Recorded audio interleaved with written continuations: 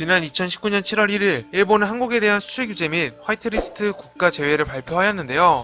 이에 대한민국은 국민들이 직접 일본 불매운동으로 맞대응하였고, 정부는 한일 군사정보보호협정, 즉 지소미아 협정 연장과 관련하여 일본과 협상을 시도하였습니다. 하지만 일본은 결국 화이트리스트 국가 제외를 처리하지 않았고 수출 규제를 강행할 것을 선택하였는데요. 2019년 8월 청와대는 일본 정부가 안보상의 문제로 한국을 화이트리스트에 제외한 만큼 한국과 일본 사이에 안보관계에 변화가 있어 더 이상 군사정보 교류는 옳지 않다며 지소미아가 종료될 것임을 밝혔습니다.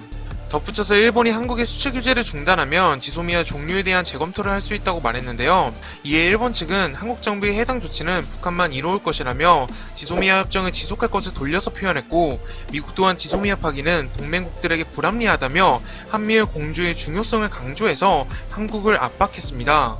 결국 한국과 일본은 한국 정부가 언제든지 종료할 수 있는 권한을 가진 조건부 연장에 합의하고 지소미아를 연장했는데요.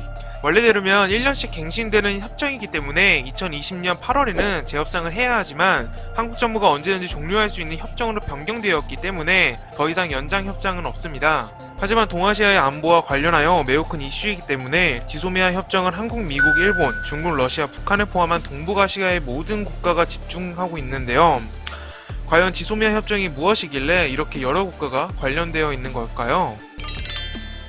지소미아의 공식 명칭은 한국과 일본의 군사비밀정보보호협정인데요.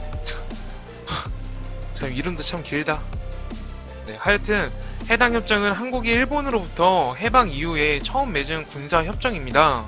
따라서 일본이 한국에 협정 제안을 한 2010년부터 협정 체결이 된 2016년까지 반대가 심했는데요. 2012년 이명박 정부 때는 언론에 알리지 않고 비밀리에 협정을 체결하라고 청와대가 지시한 것이 밝혀져 여론의 역풍을 맞았으며, 2014년에는 미국의 주도 아래 재협상을 가졌지만 세월호 사건으로 국내가 불안정했기 때문에 협정을 추진할 수 없었습니다. 그리고 2016년 박근혜 정부는 최순실 게이트가 터져 전국이 혼란한 와중에도 지소미아를 적극적으로 밀어붙여서 2016년 11월에 결국 양 국가의 군사 기밀을 서로 제공하는 지소미아가 체결되었는데요.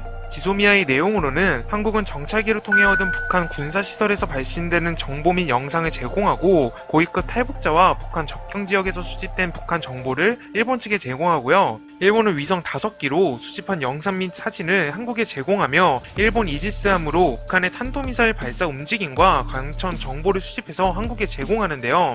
그렇다면 이것이 과연 한국 국익에 도움이 될까요? 지난 2017년 3월 북한에서 미사일 도발이 발생하여서 일본에게 정보 공유를 요청했는데요. 일본은 거절했습니다. 뭐 하자는 거야? 여튼 한국 입장에서는 정보보다는 외교 수단을 이용해서 협상 카드 중 하나로 사용하려고 했던 것 같은데요. 실제로 해당 조약이 쓸모가 없었다면 박근혜 정부에서 문재인 정부로 바뀌었을 때 해지가 되었어야 하는데, 수출규제 전년도인 2018년에도 정상적으로 연장에 합의를 했습니다.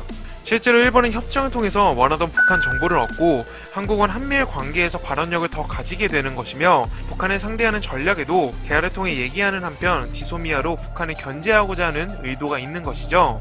네, 한국 입장에서는 있으나 마나한 협정을 외교적으로 사용했다고 보는 게 더 맞는 것 같습니다.